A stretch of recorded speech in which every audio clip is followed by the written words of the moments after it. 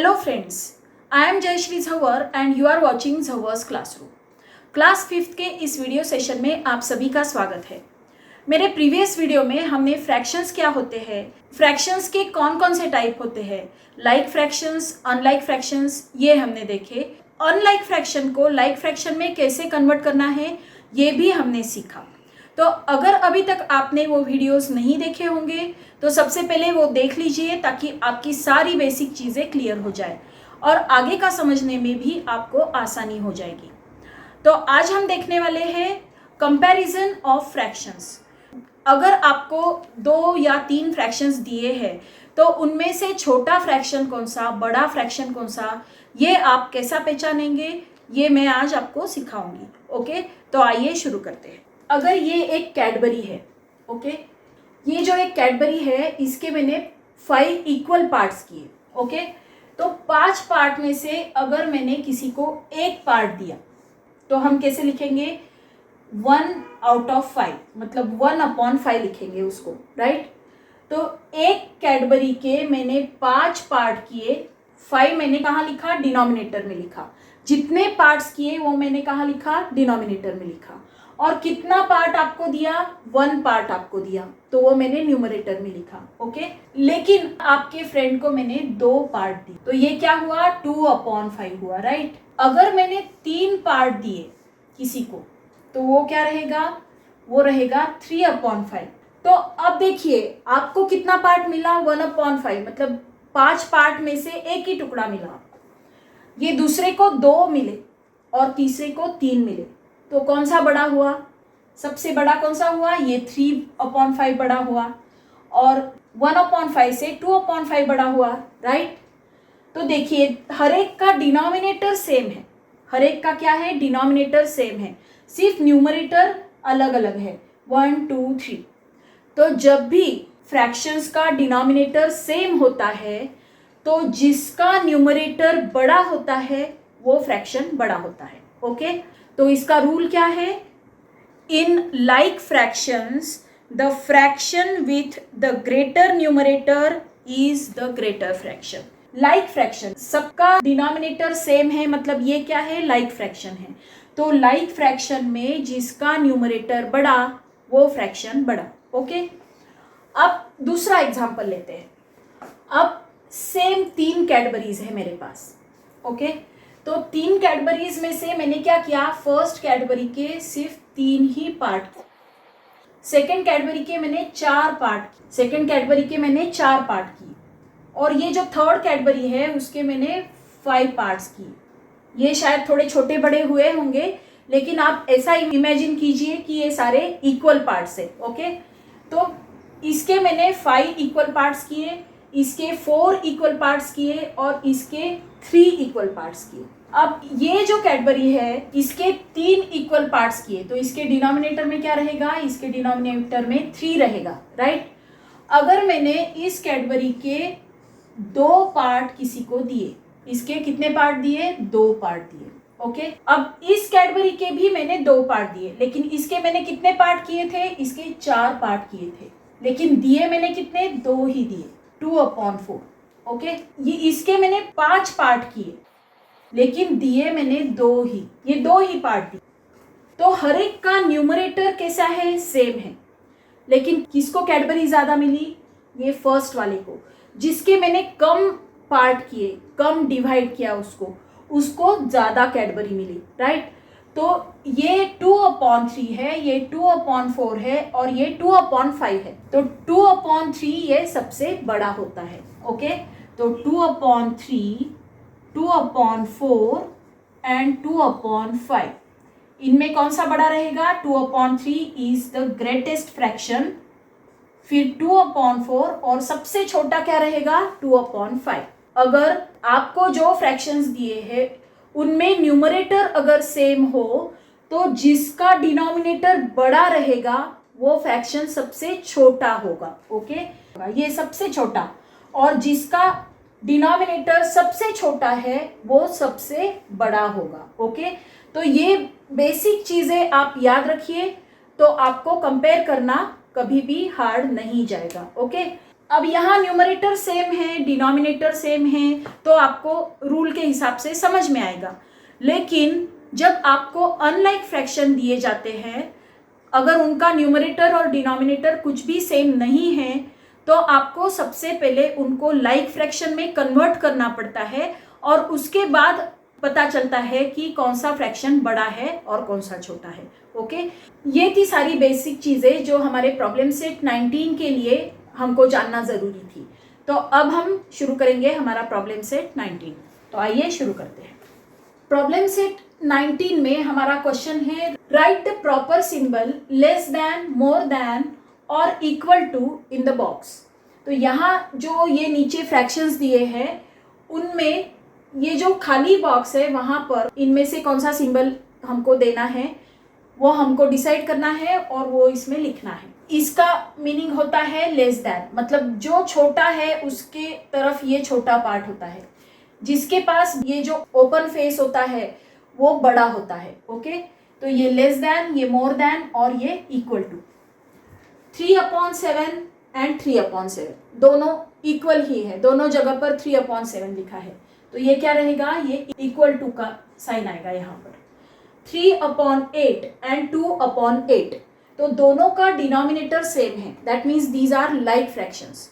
और like fraction में क्या होता है, दोनों का डिनोमिनेटर अगर सेम है तो जिसका न्यूमरेटर बड़ा वो फ्रैक्शन बड़ा, that means this fraction is, ये बड़ा फ्रैक्शन है। Okay, this fraction is greater.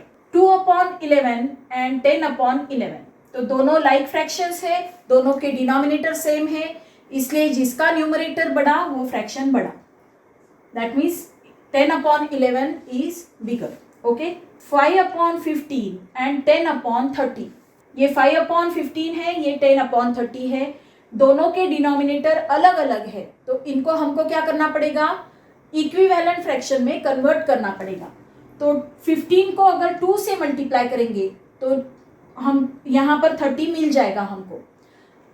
तो लेकिन 15 को सिर्फ करके नहीं चलेगा, 15 और 5 दोनों को करना पड़ेगा। 5 2 जार 10 एंड 15 2 जार 30, तो ये क्या बन जाएगा, 10/30 ही बनेगा।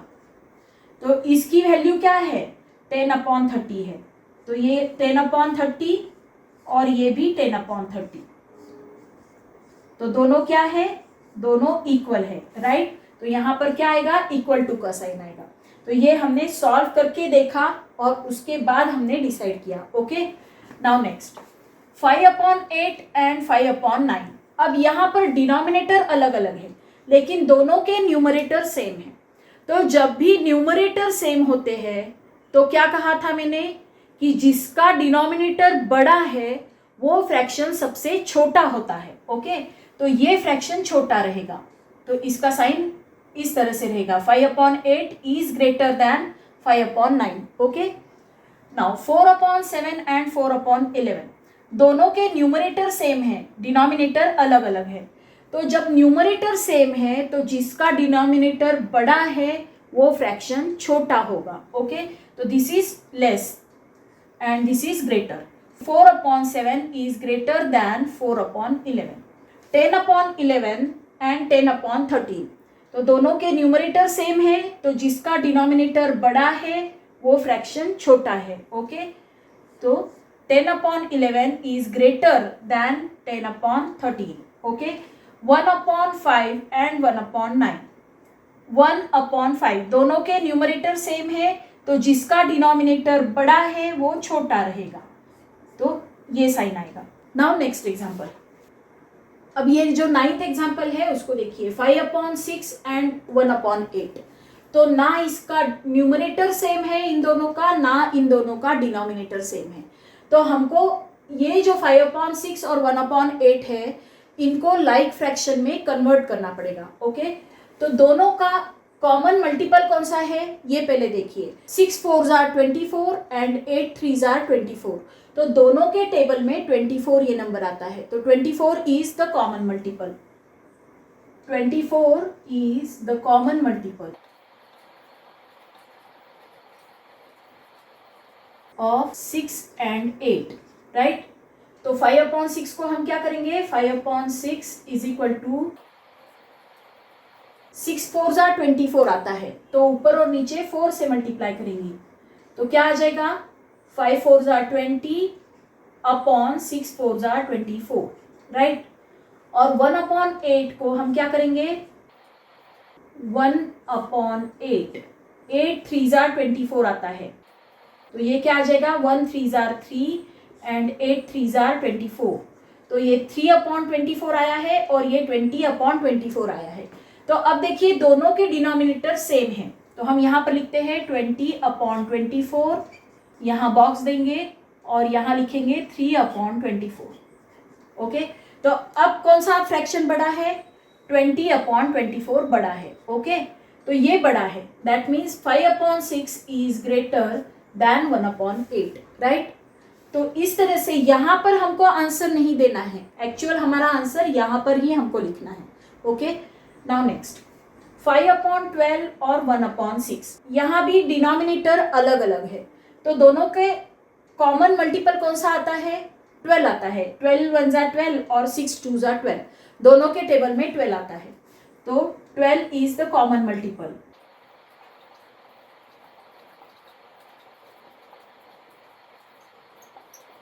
सिक्स एंड 12 दोनों का कॉमन मल्टीपल क्या है 12 है। अब 5/12 तो एज इट इज लिखेंगे, सिर्फ हमको क्या करना है 1/6 का डिनोमिनेटर सिर्फ 12 लाना है हमको, तो 1/6 इज इक्वल टू 1/6 इंटू 6 2 ज़ा 12 आता है, इसलिए इसको ऊपर और नीचे 2 से मल्टीप्लाई करेंगे तो क्या आएगा 2/12 आएगा, तो ये क्या है 2/12 है, तो 5/12 एंड 2/12, अब कौन सा बड़ा है 5/12 बड़ा है, राइट। तो therefore 5/12 is greater than 1/6। Okay, now next ये है 7/8, ये है 14/16, तो दोनों का डिनोमिनेटर अलग अलग है, तो दोनों के टेबल में क्या आता है 8 और 16 के, 8 2 ज़ा 16 आता है, राइट। तो इसको सिर्फ हमको चेंज करना है, ये एज इट इज लिखेंगे, तो common multiple is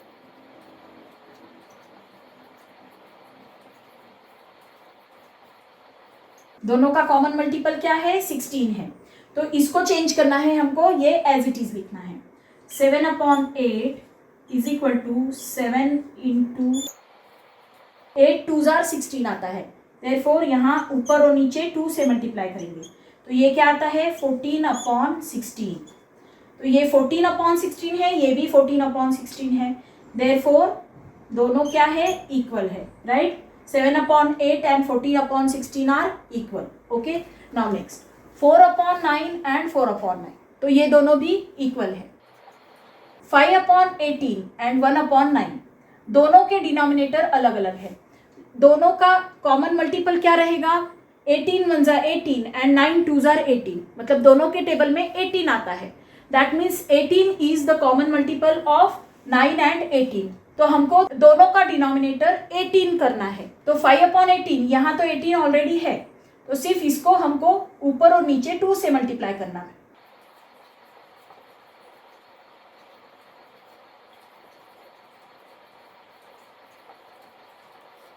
Therefore 1/9 is equal to 9 2 ज़ा 18 आता है, therefore ऊपर और नीचे हम क्या करेंगे 2 से मल्टीप्लाई करेंगे, तो 1 2 ज़ा 2 एंड 9 2 ज़ा 18, तो ये क्या आता है 2/18, therefore 5/18 और 2/18, अब दोनों के डिनोमिनेटर सेम है, तो जिसका न्यूमरेटर बड़ा वो फ्रैक्शन बड़ा, तो ये बड़ा है, that means 5/18 is greater than 1/9। okay, now next 2/3 4/7, दोनों के डिनोमिनेटर अलग अलग है, तो इनको हमको सेम करना है, तो क्या करना पड़ेगा फिर से इन दोनों का कॉमन मल्टीपल कौन सा है ये देखना पड़ेगा, तो 3 7 ज़ा 21 एंड 7 3 ज़ा 21, तो दोनों के टेबल में 21 आता है, तो 21 is the common multiple of 3 and 7, right. 3 and 7 का कॉमन मल्टीपल क्या है 21, तो अब दोनों का डिनोमिनेटर हमको 21 करना है, 2/3 इज इक्वल टू क्या रहेगा 3 को 7 से मल्टीप्लाई करेंगे तो 21 आता है, तो ये क्या हो जाएगा 14/21, 4/7 7 को 3 से मल्टीप्लाई करेंगे तो 21 आता है, इसलिए ऊपर और नीचे 3 से मल्टीप्लाई करेंगे तो क्या आएगा 4 3s are 12 upon 7 3s are 21, 14 upon 21 and 12 upon 21। अब दोनों के डिनोमिनेटर सेम है तो जिसका न्यूमरेटर बड़ा है वो फ्रैक्शन बड़ा रहेगा। ओके, तो ये फ्रैक्शन बड़ा है, that means 2 upon 3 is greater than 4 upon 7। Okay, now next हमारा नेक्स्ट एग्जाम्पल है 3 अपॉन 7 एंड 5 अपॉन 9। तो 3 अपॉन 7 और ये है 5 अपॉन 9, दोनों के डिनोमिनेटर अलग अलग है। अब हमको दोनों के डिनोमिनेटर सेम करने हैं। 7 और 9 के टेबल में कॉमन नंबर कौन सा आता है? ऐसा नंबर जो 7 के भी टेबल में आता है और 9 के भी टेबल में आता है, तो वो है 63। 7 के भी टेबल में और 9 के भी टेबल में 63 आता है। 63 is the common multiple of 7 and 9. Therefore 3 upon 7 is equal to, अब 7 को किस नंबर से मल्टीप्लाई करेंगे तो 63 आएगा, 9 से मल्टीप्लाई करेंगे तो राइट, तो 3 इंटू 9 अपॉन 7 इंटू 9 करेंगे, ये क्या आता है 27 अपॉन 63। अब 5 अपॉन 9 को क्या लिखेंगे, 5 upon 9 is equal to 9 7s are 63, तो 5 इंटू 7 अपॉन 9 इंटू 7, ये क्या आता है 35 अपॉन 63। अब यहाँ लिखेंगे 27 अपॉन 63 एंड 35 अपॉन 63। अब देखिए दोनों के डिनोमिनेटर सेम है तो जिसका न्यूमरेटर बड़ा वो फ्रैक्शन बड़ा, right. Therefore 35 upon 63 is greater than 27 upon 63, right. तो यहाँ पर कौन सा बड़ा है फिर, ये 5 upon 9 is greater than 3 upon 7। Okay, now next 4 upon 11 and 1 upon 5। अब दोनों का डिनोमिनेटर हमको सेम करना है तो दोनों के टेबल में 11 और 5 के टेबल में कौन सा नंबर आता है, 11 5 जा 55, तो 55 दोनों के टेबल में आता है। 5 11 जा 55 और 11 5 जा 55, therefore 55 is the common multiple